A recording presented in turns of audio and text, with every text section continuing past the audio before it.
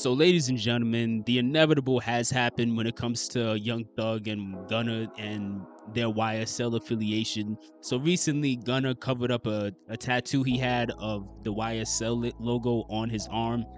Under normal circumstances, this wouldn't be news at all. This would be like a nothing burger, but it became news because, of course, when one blog posted a screenshot capturing it, Young Thug was in the comments basically responding saying, in his own words, he said, he said it must end, basically referring back to the infamous trial where, in order to for Gunna to get out, he took a deal, and part of him taking that deal was he admitted that YSL was a gang, and he said it must come to an end and things of that nature.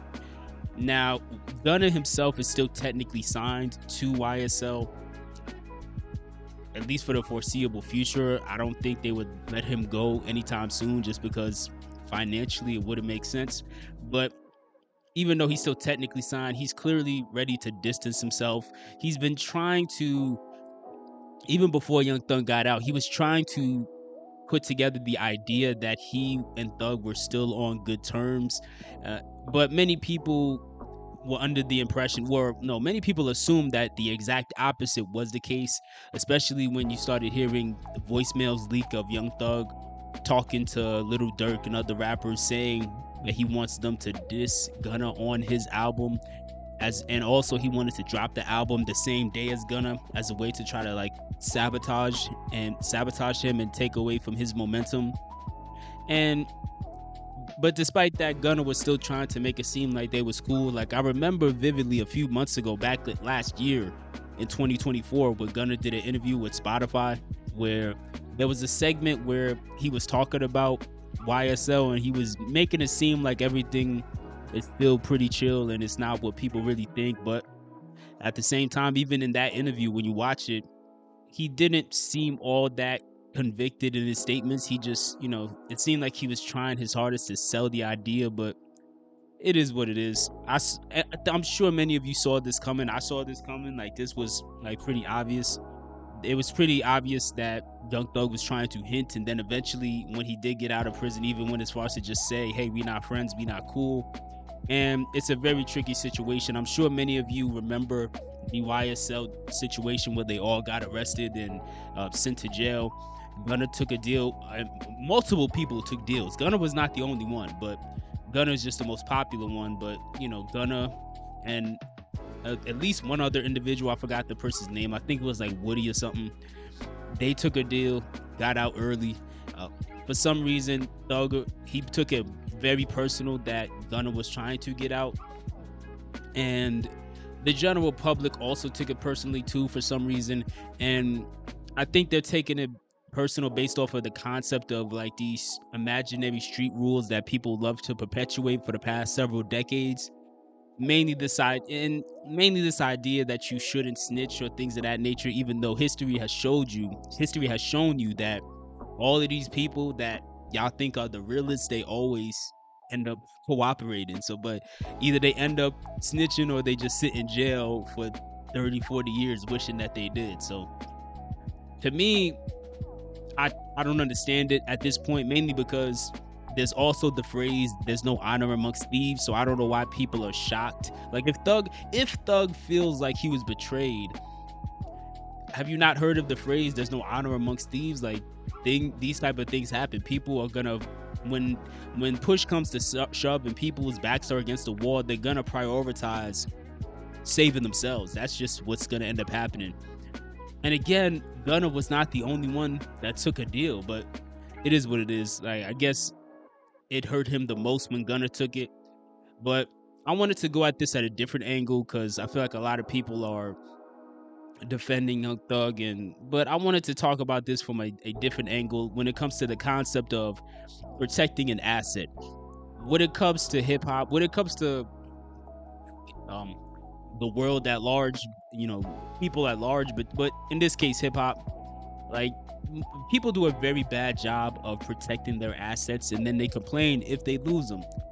Mainly, the best example is Young Thug right now. I think with this whole saga that's played out the past couple years, I think he did a bad job of protecting his asset in Gunna. Like, I know, it's kind of weird to refer to somebody as an asset when they're human, but still, at the end of the day, from a business standpoint, this person was your most valuable asset. He was an artist on your label who had massive potential and was having massive success. Your number one priority should have been to get him out of Georgia for a little while, and if he comes back, only have him come back in like spurts, so he's not just so he's less likely to end up in the situation that he's in, where he gets roped in with y'all, and now y'all all just hoping that you can somehow finesse your way out of not doing serious time, which to their credit, they did. Due to circumstances, they did finesse their way out eventually, but I just think there could have been ways that they could have kept Gunna away from getting caught up in this in the first place. Other examples of an asset not being protected is Nipsey Hussle. When you think about what Nipsey was in the process of doing and planning on doing for that Crenshaw community out there, he clearly was an asset to that community. And if the people in that community actually knew what they were doing and had common sense, they would have never let a guy his literal nickname is Shitty Cuz. They would have never let a guy whose nickname is Shitty Cuz get within 100 feet of Nipsey Hussle.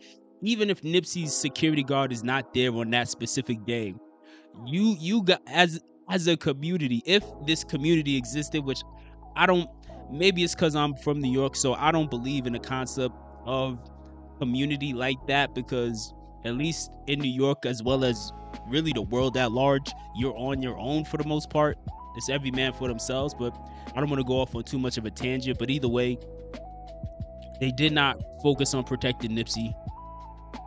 They let people who call themselves Shitty Cuz get within, clear. I mean, with a name like that, I'm gonna assume the worst about you. You let that guy get within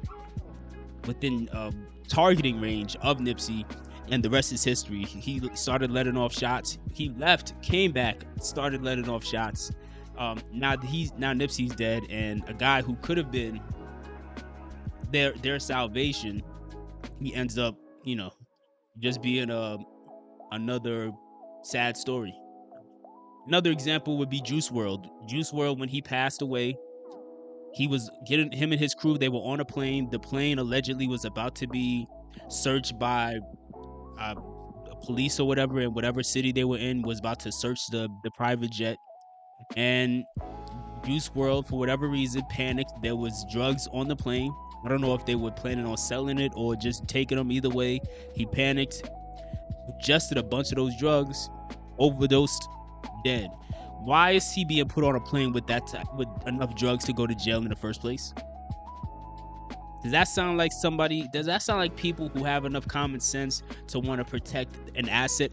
To me, it doesn't sound like it, but maybe that's just me. And I think that same train of thought that I have with those situations applies to this Young Thug Gunna situation. If Young Thug was going about this properly, he should have made sure Gunna had distanced himself from Georgia for a little while. I mean, he himself should have distanced himself from Georgia too, but for whatever reason, they stubbornly don't want to explore the option of getting away from their hometown, especially in situations like theirs, where you know that you out here committing crimes and your people out here committing crimes. Why are you not trying to get out of the jurisdiction of the place where police are most likely looking for you? That's neither here nor there. No, at the end of the day,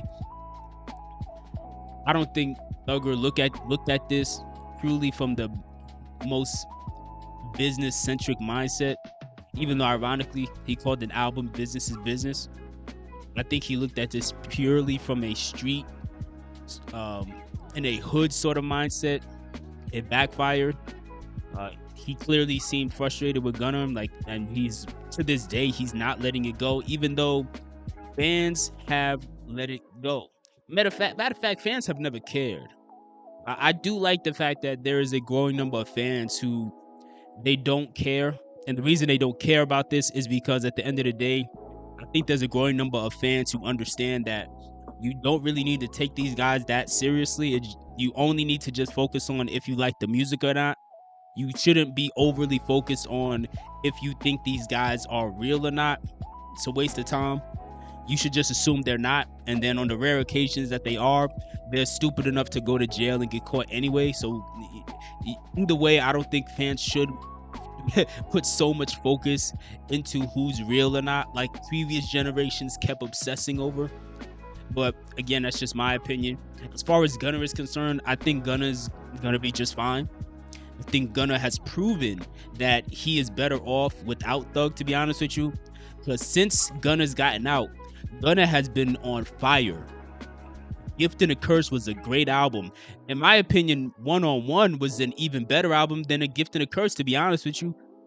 Just bangers all across that album. Today I Did Good, One of One, the title track. Then on top of that, you also songs like Him All Along. Then you go back to Gift and a Curse. Obviously, you got songs like Fuck You Mean, Proud of Them. All of these bangers after bangers after bangers. Whereas on the flip side, Thug has kind of reached a point where he's kind of ice cold. Not to say things can't turn up, but it's not looking too good. So ironically enough, even though people counted Gunna out after the way things had transpired and with how many people were pretending like they were gonna hold up this moral standard of we don't want to affiliate with this snitch, seems like Gunna's ultimately winning the war, because at the end of the day, Gunna's still pushing. You know, he's still in a fantastic position. Whereas Young Thug, to be honest with you, is in a weak position. And it says a lot about fans too, because fans will pretend like they want to hold up these morals, these street morals so badly, but in the end, they only want to hear catchy songs. Like, they acted like they hated Gunna, and then Gunna came through with a bunch of heat, and they acted like they forgot. They caught amnesia. They got hit with the, what's that thing for Men in Black? The neuralizer. Whereas on the flip side, they acted like they were so determined to stay loyal to Young Thug. He comes out, he hasn't really had any hits yet since he's come out, and you see how quickly fans are kind of just ready to move on. That's, you know, it is what it is, man. But still, man, Gunna's run over the past 2 years, in my opinion, has been one of the most impressive. I did a whole video like a few months ago talking about Gunna's comeback and Tyga's comeback and which comeback I thought was better. Even though Gunna's comeback is not really a comeback, but it kind of is, because people counted him out. But either way, Gunna's handled this well. Let me know what your thoughts are on this. Do you think Gunna still needs Young Thug? Do you think Young Thug can ever get back to being really as hot as Gunna is right now? And do you think that these people should still be obsessing over holding up a street code that nobody in history has ever actually held up to?